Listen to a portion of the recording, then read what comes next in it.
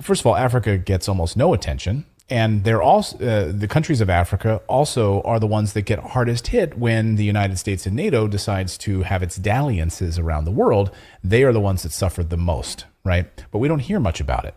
A few months ago, the United States and the European Union put intense pressure on the African countries to fall in line and vote for giving unlimited power to the World Health Organization. You may or may not remember this story. Africa said F you and voted against giving unelected group of globalists power over their lives. Here was the scene, right? Look at this. This was the scene when they were voting on this.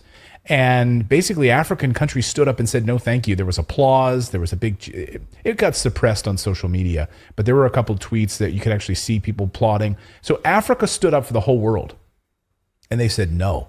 We are not going to give a group of unelected World Health Organization globalists power to run our lives. So did Brazil, to be fair. True. Yes, Brazil did as well.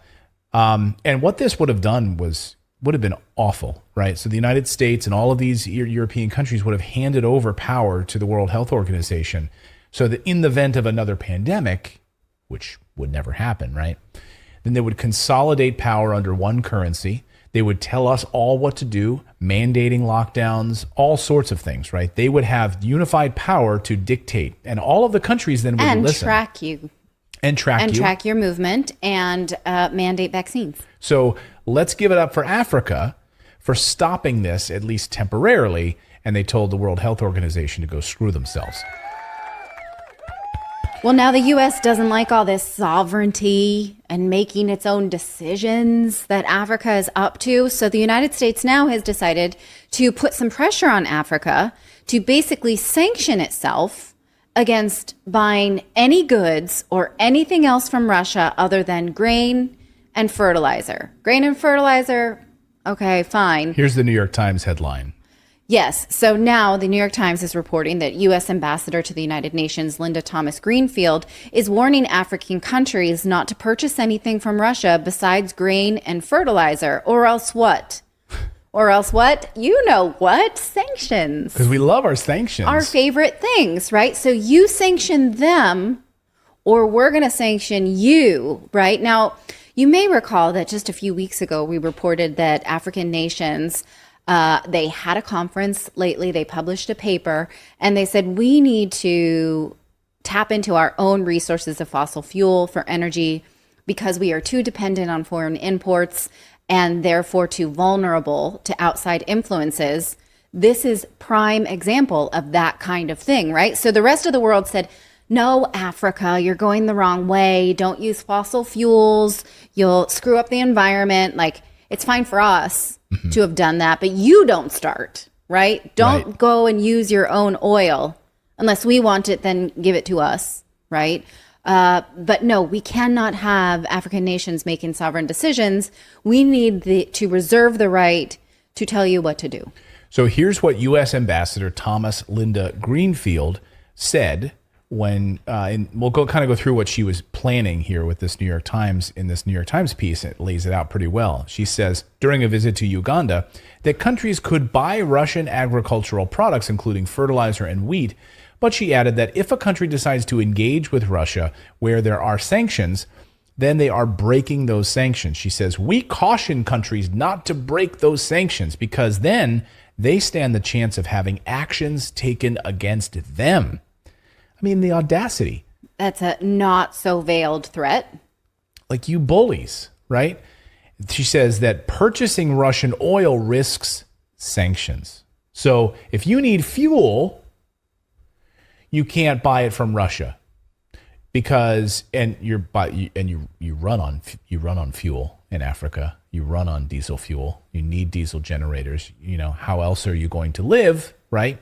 If you need it, sorry, that's a violation and we will come after you. The United States, already to a horribly poverty-stricken, famine-stricken part of the world that gets hit the hardest when we put these sanctions in place, is going to bully them. She goes on to say, even though many of U.S. European allies are still buying Russian crude before a ban takes effect by the end of the year, many African nations, including Uganda, have not joined the U.S.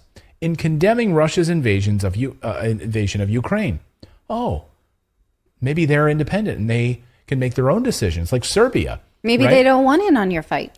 Maybe like Serbia, which made a natural gas deal, and and now Russia is building a military base in Serbia. They've made their point. They know what they want. They know where their allies are. They remember NATO bombing. They remember their country being destroyed. And many African nations have a long memory of U.S. colonialism, U.S. military intervention. And they rightly blame Western sanctions as well as war for raising food prices and exacerbating shortages in Uganda. Just specifically Uganda, we're using it as an example here. She was asked by reporters to clarify this position. I like this because I pulled up the transcript of her speech. And the question was, are you planning to say what you just told me, the reporter, to the leaders of those countries and those representatives who you are meeting with? And Ambassador Thomas Greenfield says, I'm going to be, she basically says it's going to be a listening tour. She says, I'm going to be listening to them. This for me is a listening tour. It's how, I want to hear how they want to deal with addressing the issues related to food insecurity and finding solutions. So I'm not going about some blame game. What I am about is finding a way forward so that we can address the food insecurity needs that people are feeling every single day. People are starving. People are suffering. How can I and the United States government use our positions to help Africa? How can we address these needs? As you know, Administrator Power was in the region last week discussing food insecurity with African leaders in the Horn of Africa. Secretary Blinken will be on the continent next week, and all of this is a lead up to what we'll be doing during a high-level week in New York in September and the African Leaders Summit in December, and the president will be hosting it. Oh, I can't wait for that in December, to see the president of the United States hosting the Africa Summit so we can tell them more what they can do with themselves. Yeah, we want to know about your food insecurity, and we want to find solutions for you. But we're also going to tell you what you can't do to solve it. Here's an idea for finding solutions. How about we stop stealing your resources? How about we stop placing undue debt burdens on your countries, right? So that you can never claw your way out of poverty because of the International Monetary Fund and the amount of debt that you take on at the behest of the Western colonial powers and imperial powers that rape your countryside on a regular basis. How about that? Yeah, but we'll invite you to Washington for a little Africa summit so we can tell you more about how we can bully you. Meanwhile, harming poor people by telling them what they can't have while we continue to have whatever the F we want is also not the way.